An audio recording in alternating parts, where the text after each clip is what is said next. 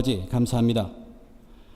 오늘도 하나님의 백성들이 예수 그리스도의 이름으로 주님의 날로 구별해서 이렇게 주의 전에 함께 나와 함께 예배드리게 하심에 감사합니다.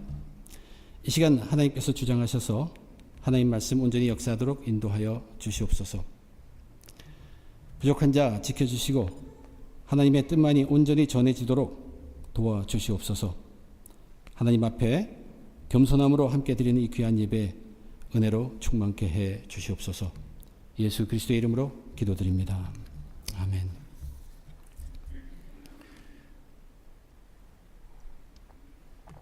오늘은 먼저 설교 제목에 대해서 제가 말씀을 좀 드려야겠습니다. 예배와 수용복. 참 제목도 잘 못 정한다 하는 마음이 제 스스로 듭니다. 우리 중앙의 교우님들은 이미 잘 아십니다. 제가 말을 참 못하는 사람입니다. 언어를 적절하게 사용하는 능력이 많이 부족합니다. 그러다 보니까 말씀의 제목을 정하긴 해야겠는데 쉽게 정하지 못하는 게 제 어려움 중에 하나이기도 합니다. 예배와 수용복. 어찌 보면 이 둘은 전혀 상관이 없습니다. 그런데 혹시 오늘 본문을 우리가 이해하기 위해서 좀 도움이 될까 하여 그렇게 정해 보았습니다. 우리가 수용복을 입고서 예배를 드린다고 해서 그 자체가 큰 문제가 될 수는 없습니다. 여러분도 지금 느끼다시피 이 교회 본당은, 우리 교회 이 본당은 에어컨이 없습니다. 그래서 1년에 한 번, 3번 또는 4번 정도는 땀을 뻘뻘 흘리면서 예배를 드립니다. 그래도 너무 덥다고 수영복 차림으로 예배를 드리신 분은 아직 없습니다. 더욱이 그렇게 더운 날이라 할지라도 특별히 순서를 맡은 사람들은 덥지만 조금 참고 불편해도 자기 나름대로의 하나님을 향한 우리의 경건함을 나타내려고 애를 쓸 것입니다. 오늘 본문을 보면 어떤 여인이 자신의 머리를 가리지 않고 예배 순서를 맡은 것을 놓고서 고린도 교회 안에 분쟁이 생기고 논쟁이 생기고 그로 인해서 사람들이 아파하는 것을 보게 됩니다. 당시 여인들이 머리에 무엇인가를 쓰고 그렇게 가려워야 하는 그 행위의 정확한 의미를 우리가 지금 잘 알 수만 있다면은 우리가 이 말씀을 이해하는데 도움이 될 것입니다. 그러나 우리는 당시 그때 문화적인 모습, 풍습을 그저 몇 가지 한정된 기록에 의해서 알 수 있을 뿐 충분히 이해하지 못하고 있는 것이 사실입니다. 오늘날도 예수님을 그려놓은 그림들 보면은 간혹 거기에 나타난 여인들이 머리에 하얀 것들을 쓰고 있는 것을 우리는 보게 됩니다.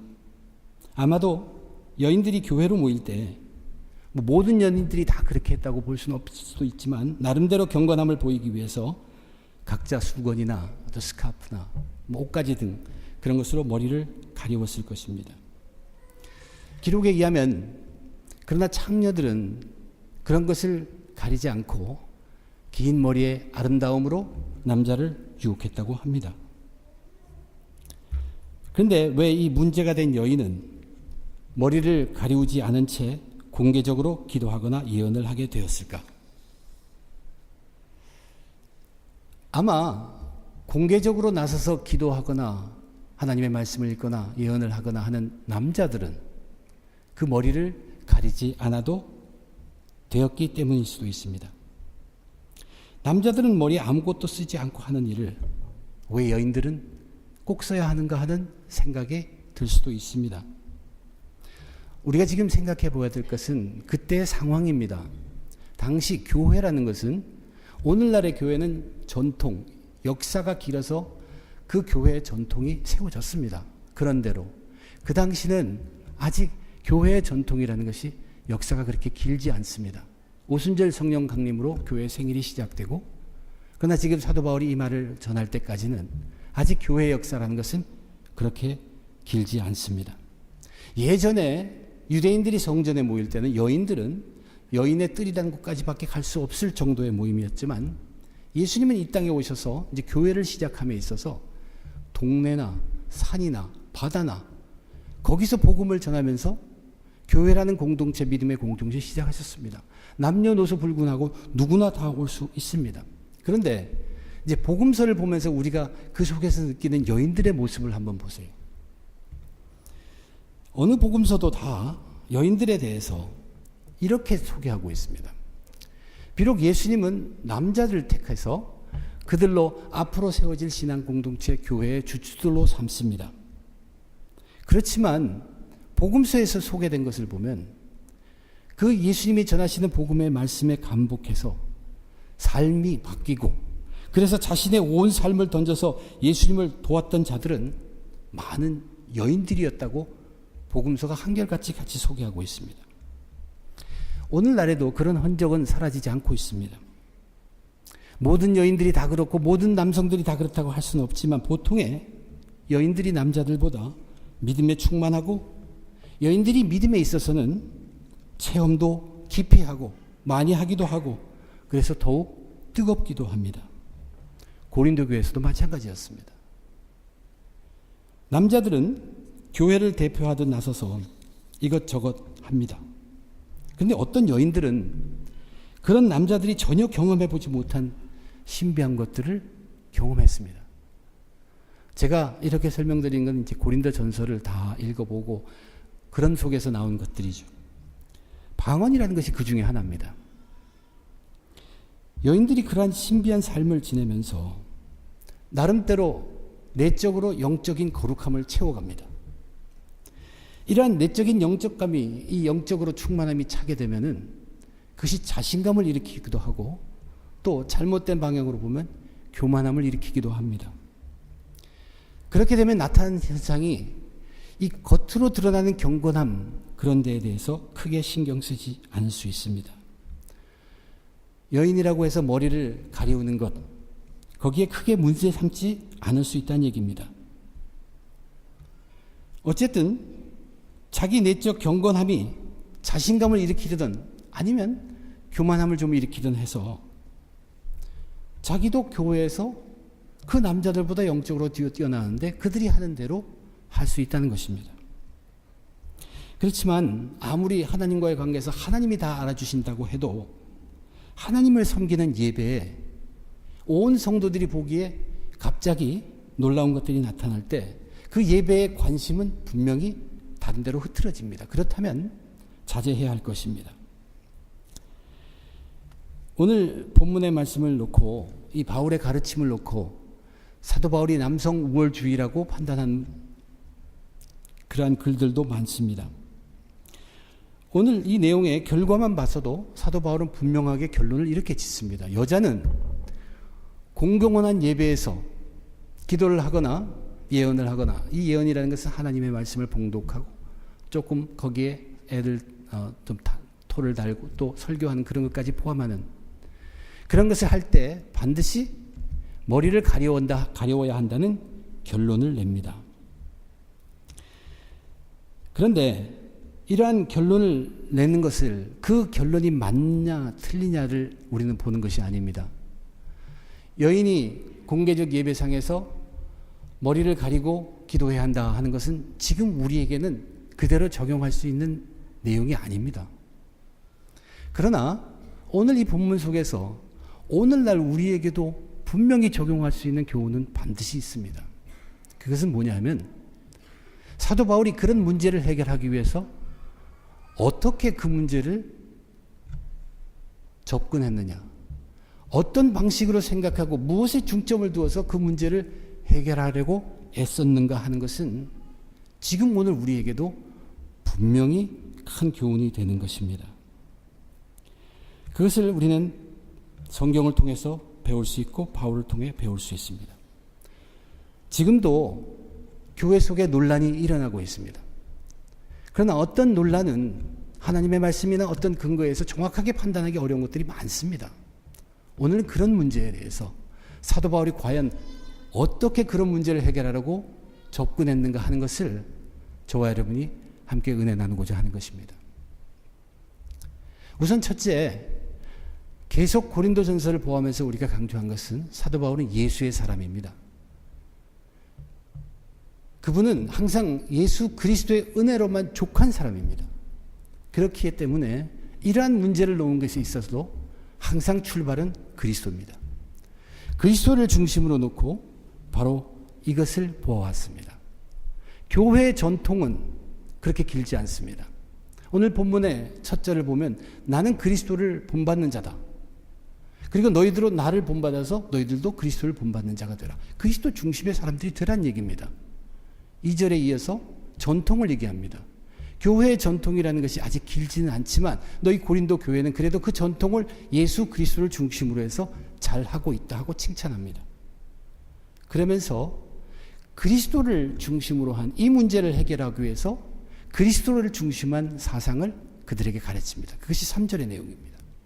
이렇게 얘기했어요. 나는 너희가 알기를 원하노니 각 남자의 머리는 그리스도요 여자의 머리는 남자요 그리스도의 머리는 하나님이시니라.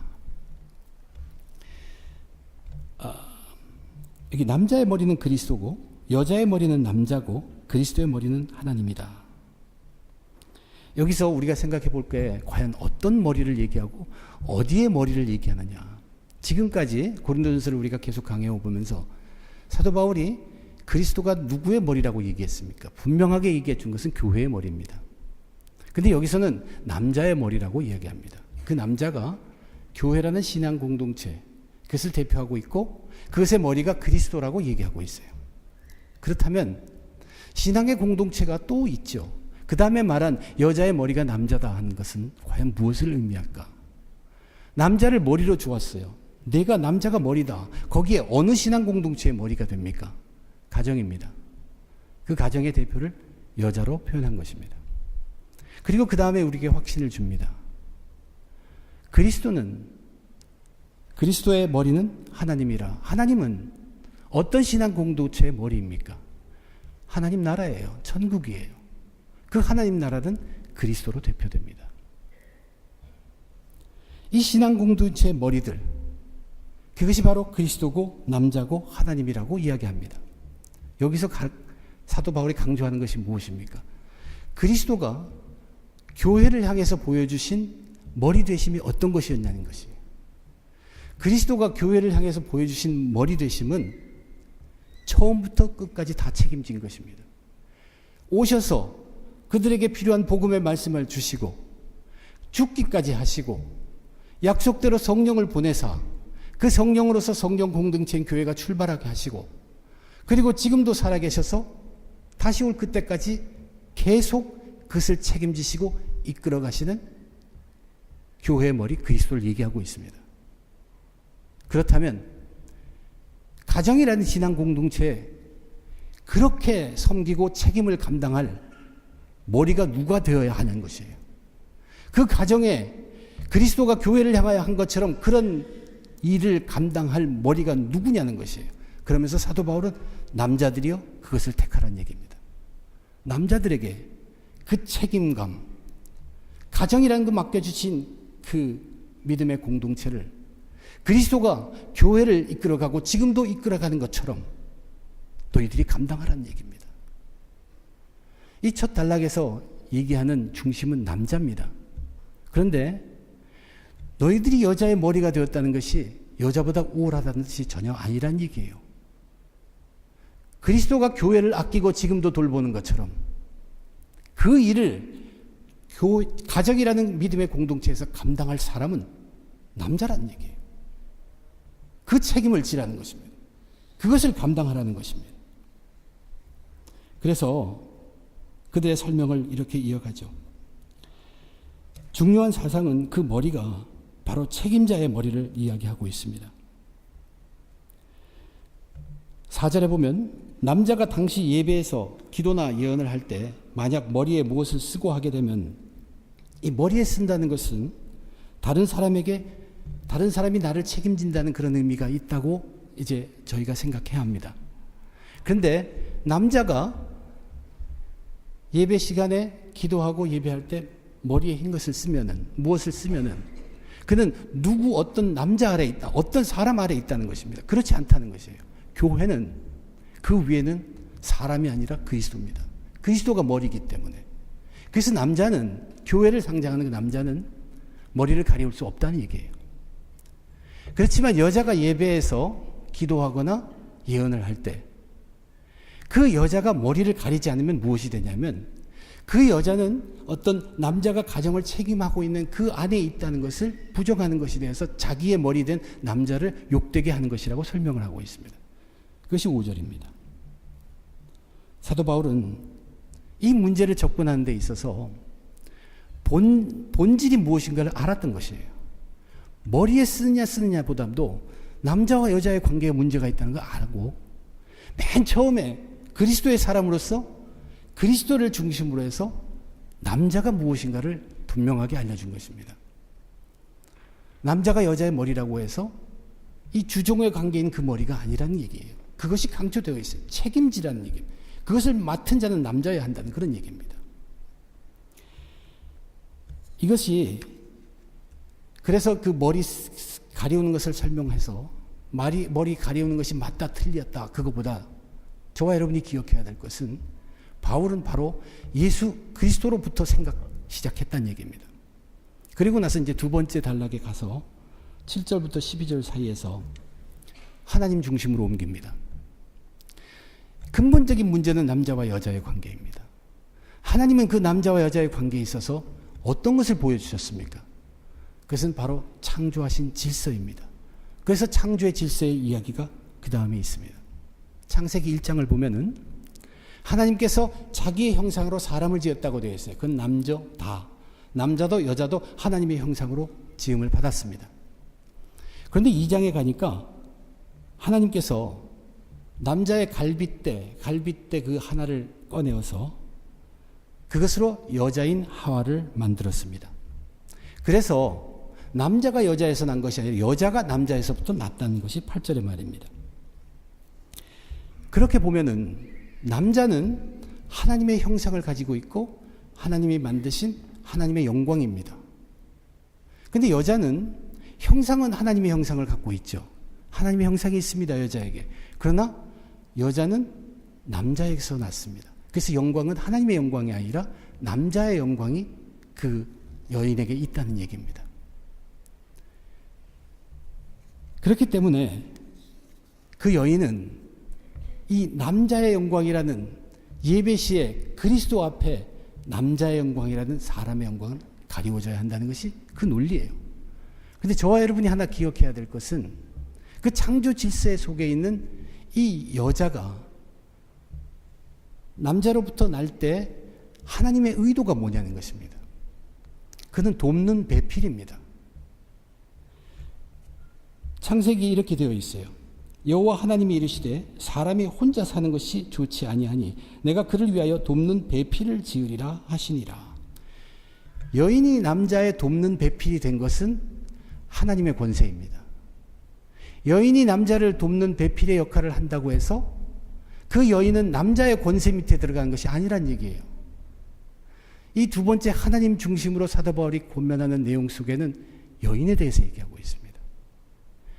여인이 그래서 비록 남자의 책임하에 있다는 상징으로 머리를 가리운다고 해도 그것이 그 남자보다 열등하다는 뜻은 결코 아니라는 것을 알려주고 있습니다.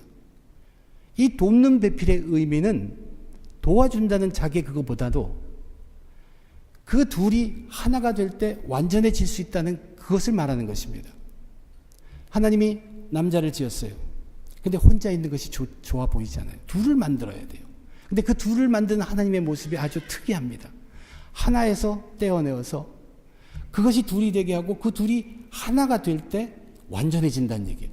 원래 하나 있던 것보다 그렇게 하니까 더 완전하게 되더란 얘기예요. 하나님이 그것을 기뻐하신 것입니다. 그것이 남자와 여자입니다. 이 세상에서 남자를 완성되게 할 수 있는 것은 여자밖에 없습니다. 그것이 하나님의 뜻이었습니다.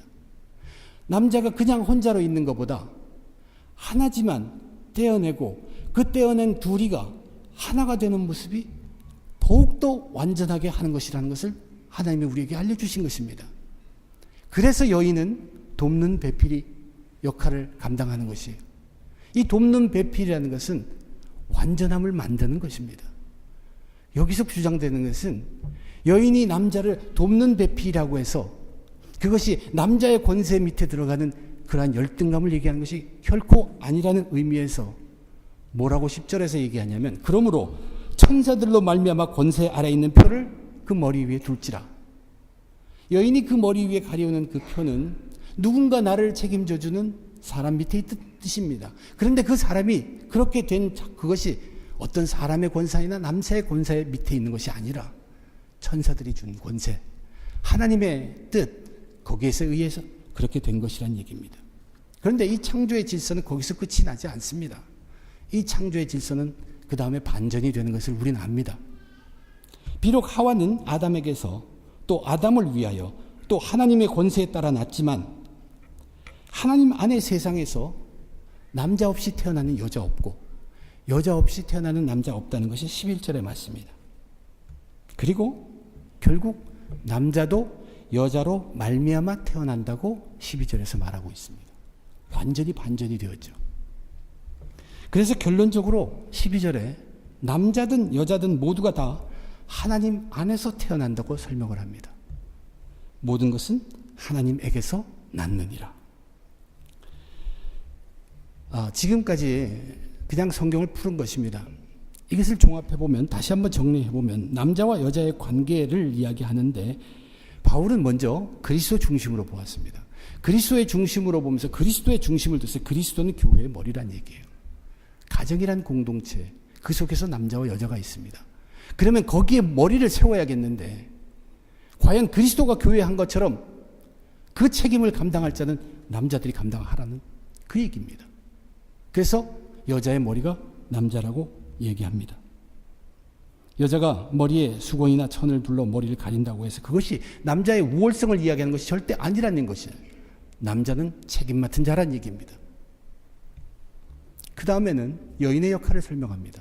하나님을 중심으로 두고 창조의 질서를 보면 여자는 남자의 돕는 배필입니다. 돕는 배필은 밑에서 도와준다는 그런 것이 아니라 하나가 되어서 정말 완전을 만드는 그 역할을 감당한 것이 여인들이란 얘기입니다. 그 권세는 남자의 권세 안에 있는 게 아니라 그렇게 하도록 한 하나님의 권세, 천사의 권세 밑에 있다는 얘기입니다. 그리고 남자, 여자 모두 하나님에게서 났습니다.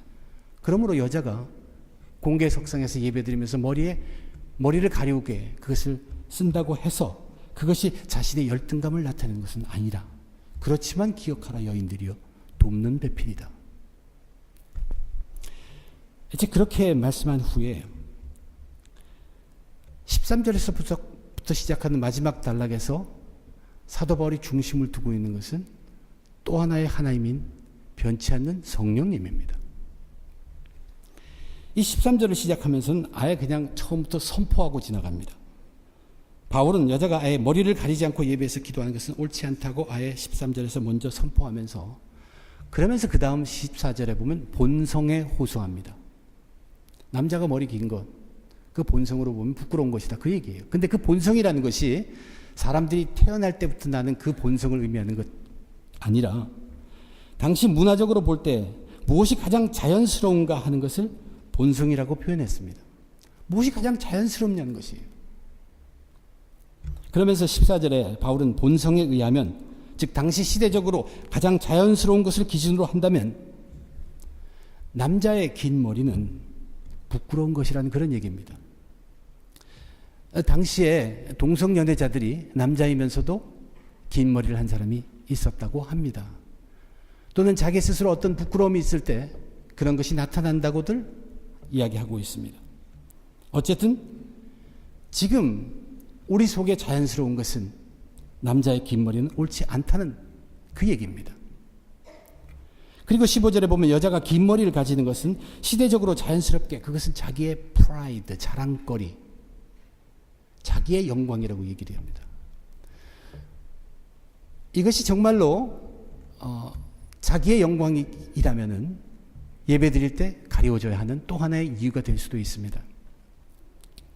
그러나 그 마지막 단락에서 거기서 끝나는 것이 아니라 마지막 16절에 그는 이런 여러 가지보다도 마지막 강조하기를 자기의 사도적 권위를 들어서 결론을 맺습니다. 바울이 최종적으로 내리는 결론은, 누가 이 문제를 놓고서 이제 변론을 더 하자, 따져보자 하면서 바울의 말을 듣든 안 듣든, 그것보다도 내가 사도로서, 사도란 그 사도직을 갖고 있는 권위를 갖고 있는 그것으로서 성령에 의지해서 결론을 내릴 수 있는 것은 여인이 예배에서 머리를 가리지 않고 기도하거나 예언하는 것은 옳지 못하다는 결론을 내린 것입니다. 그러면서 모든 다른 교회들이 이 말씀을 아직 따르고 있다. 너희들 그렇게 여인이 머리를 가리지 않고 예배하거나 기도하거나 예언하는 일은 없단, 그런 관련 없다고 말해준 것입니다. 이것은 바울 자신이 성령에게 강하게 의지해서 내린 결론이고 성령이 이끄는 가운데 그 성령에게만 철저히 맡긴다는 의지입니다. 사실 그 당시에 모든 풍습 속에서 각 사람의 마음을 다 아시고 또한 하나님의 뜻을 제일 잘 알고 바르게 이끌어갈 수 있는 분은 성령 한 분밖에 없습니다. 지금은 우리는 그런 일이 우리에게 큰 문제가 되지 않고 일어나지도 않지만 우리는 지금 여기에서 우리에게 맞는 그런 문제가 일어나고 있지만 또한 그때의 성령이 지금의 오늘의 성령으로 이 문제를 다시 한번 우리의 지금 현재의 삶에서 가장 자연스럽고 하나님의 뜻에 가장 적합한 방책을 갖고 있다는 얘기예요. 그리고 사도는 내가 사도직을 가진 이 고난은 하나님이 주신 성령에 의지한 고난이라는 얘기예요. 그것으로 나는 결정을 내린다는 얘기예요. 이것이 그가 내릴 수 있는 최선의 결정이었습니다. 오늘 이 본문의 문제를 보면 진정한 문제는 복장의 문제가 아닙니다. 머리에 못을 가리는가 안 가리는가 그것이 문제도 아닙니다. 진정한 문제는 남자와 여자를 구별하는 데서 발생한 문제임을 사도 바울은 지적했습니다. 바울은 남자와 여자를 차별하지 않습니다. 그렇지만 바울은 남자와 여자를 구별합니다. 남자와 여자는 같지 않다는 얘기예요. 구별은 한 것이 차별은 하지 않습니다. 그런데 그 구별함에 있어서 그는 뚜렷하게 변치 않는 삼위일체 하나님께 의존하고 있다는 것을 우리가 알 수 있습니다. 바울은 항상 그리스도의 중심으로 생각합니다. 그리스도를 중심하면서 그리스도는 교회의 머리입니다. 그리스도가 교회에 얼마나 끔찍하게 하고 있고 지금도 하고 있다는 걸 분명히 알고 있습니다. 가정에 그 머리가 있어야 한다는 것이죠. 그 머리 여자가 하겠느냐 남자가 하겠느냐. 남자 너희들이 하라. 가정에서 그만큼 책임을 감당할 남자. 그래서 가정의 머리가 남자, 여자의 머리가 남자라고 이야기한 것입니다. 그리고 하나님 중심, 하나님 창조 질서 안에서의 남자와 여자의 위치를 이야기하면서 여자의 역할 돕는 배필을 강조시키고 있습니다. 남자는 여자로 인해서 완전해진다는 것이에요. 그래서 하나가 되며 하나님이 기뻐하시는 완전한 컴플리트가 된다는 얘기예요. 남자를 완전하게 할 수 있는 것은 여자입니다. 이것은 종속의 관계가 아니고 남자는 남자로서 자랑스러운 존재이고 여자는 여자로서 자랑스러운 존재입니다. 이런 관계 속에서 사도 바울은 성령님께 의지해서 자기가 할 수 있는 한 최선의 결론을 내린 것입니다. 그때의 상황이나 모든 사람의 생각이나 자기 속에 있는 것까지 다 내어서 가장 합당한 결론을 내도록 도와주시고 판단하시고 이끄시는 분은 성령이라는 것을 알기 때문에 거기에 의존해서 사도의 권리로 결정을 내려준 것입니다. 이것이 그가 내릴 수 있는 최선의 해결책이었어요. 저는 제가 30대 중반 그때쯤에 충분히 옆으로 빗나갈 수 있는 남편이었습니다. 그리고 잘못될 수 있는 아버지였어요. 제 처가 신앙적으로는 저보다 훨씬 오랫동안 믿었고 지식 같은 것도 저보다 훨씬 깊었고 또 열정으로만 봐도 훨씬 뜨거웠습니다. 그런데 제게 어느 날 하루가 있었는데 그 하루 저는 정신이 번쩍 들었습니다. 그날 정색을 하고 제 처가 와서 제게 와서 들려준 그 말 때문에 그 하루가 제게는 잊지 못할 날이 되어버렸습니다. 무슨 저와 제 처 사이에 무슨 일이 있었던 건 전혀 아니에요.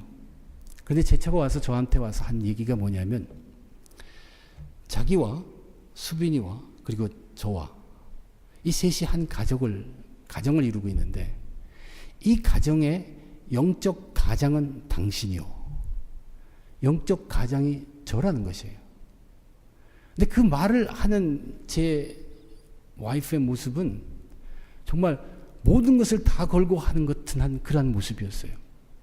저는 그때 그거를 웃지도 않았고 심각하게 답하지도 않았습니다.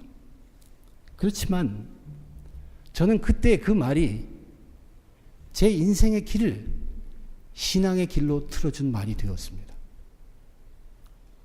그 말이 제 머리에서 잊혀지지 않아요.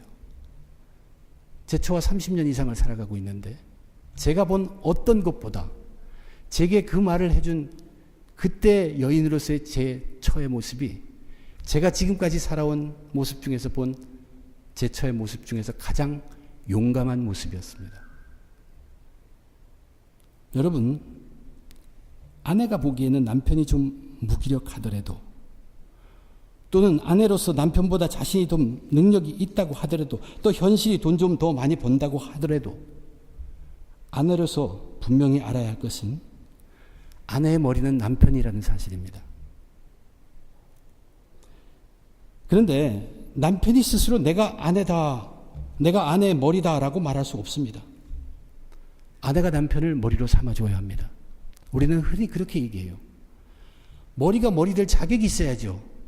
그렇지만 둘이 결혼함으로 이미 자격은 충분합니다. 하나님께서 준 자격을 이미 갖고 있습니다. 그것을 영적 가장으로 만드는 것은 가족입니다. 가정으로 삼아주면 돼요. 여러분, 경제적 능력이 있어야 영적 가장이 되는 줄 압니까? 그렇지 않습니다. 결코 그런 것 아닙니다.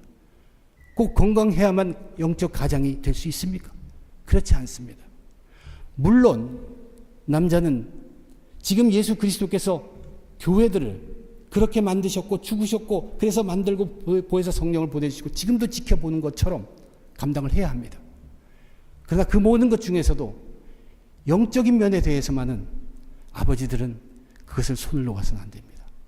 가장으로서의 손을 절대로 놓아서는 안 됩니다. 남편들은 아내와 자식에 대한 책임을 가져야 합니다. 그리스도께서 교회를 사랑하셨습니다. 죽기까지 사랑하셨다고 했잖아요. 자기 몸을 주셨습니다. 남편은 아내와 자식을 그렇게 사랑하고 돌보아야 합니다. 경제력이 전부가 아닙니다. 영적인 문제에 관해서만은 분명히 그것을 갖고 있어야 합니다. 아내가 남편에게 당신이 우리를 돌보아야 할 책임이 있다고 따질 수는 없습니다. 그러나 남편이 아내에게 그 책임을 가지고 먼저 사랑하고 책임지는 모습을 보여야 합니다. 남편과 아내는 독립적인 존재가 결코 아닙니다. 그러나 이 사람, 남편과 아내가 하나님 안에서 한 몸을 이루어갈 때 하나님의 신비 중에 놀라운 그 완전함이라는 것을 분명히 체험하게 되고 그 가정 속에서 드러나게 되는 것입니다. 고린도 교회에 아픔이 있었습니다. 앞으로도 이 땅에서 우리 그리스도인들의 삶 속에, 특별히 교회 속에 이러한 아픔은 그치지 않을 것입니다. 남자와 여자의 성에 대한 무분별로 인한 사회적으로 생기는 죄와 악은 점점 많아져만 갈 것입니다. 그리고 계속 변화에만 갑니다. 급속도로 변화해 갑니다. 그러나 저와 여러분은 참된 그리스도인으로서 우리에겐 변치 않는 것이 있다는 얘기입니다. 그 변치 않는 것은 우리가 손을 놓아서는 절대 안 됩니다. 예수 그리스도, 변치 않는 하나님과 하나님의 그 창조 질서, 지금도 조금도 변치 않고 그때그때 가장 적합하게 우리를 이끌어주시고 판단을 도와주시는 성령님에게 철저히 의지해서 저와 여러분 진정한 그리스도인으로서 그 시대에 가장 만연한 그 죄와 악과 싸워서 이겨내는 참된 그리스도인이 저와 여러분 다 되어야 할 것입니다. 주님의 이름으로 축원드립니다. 기도하겠습니다. 하나님 아버지, 은혜를 감사합니다. 부족한 죄인들이 오늘도 교회에 함께 모여 예배를 드렸습니다. 교회는 또 가정에는 하나님의 공동체 인간들이기 때문에 아픔이 있습니다. 그러나 그 아픔을 볼 때 우리에게 정말 복의 복으로 주신 변치 않는 삼일째 하나님을 잊지 않도록 도와주시옵소서. 예수 그리스도를 주셨습니다. 그 은혜로 충분하다고 하였습니다. 하나님이 우리를 만드셨습니다. 하나님의 뜻은 말씀으로 살아계십니다. 지금도 성령은 가장 선한 길로 우리를 인도하시고 이끌어 주십니다. 참된 그리스도인으로서 세상의 악과 죄에 지지 않고 하나님만을 의지하며 승리하는 주의 백성들 다 되게 축복해 주시옵소서. 감사하며 주 예수 그리스도의 이름으로 간절히 기도드립니다. 아멘.